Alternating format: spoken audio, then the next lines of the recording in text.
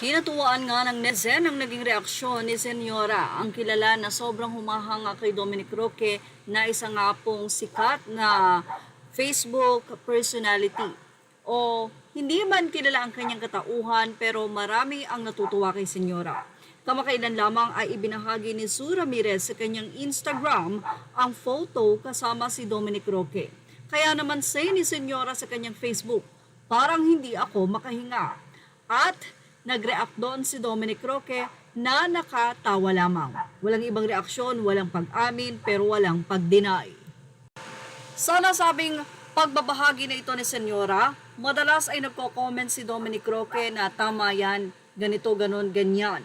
Pero this time ay tanging laugh emoji lamang o tawa ang naging reaksyon ni Dominic Roque sa ibinahagi kamakailan lamang ni Sue Ramirez na magkasama muli sila ng actor and model personality na si Dominic Roque sa Siargao. Maraming mga netizen ang natutuwa, sabi nga natin kay Dom at kay Sue.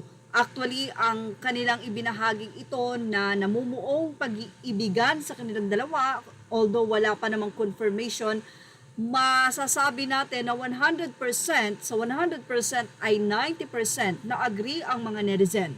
Walang, kumbaga ay kukunti lamang yung nang babash.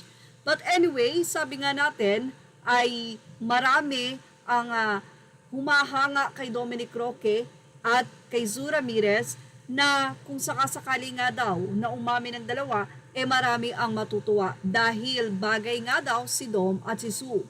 Pareho silang makikita natin na sweet, open, at sabi nga, pareho sila na mahilig sa adventure.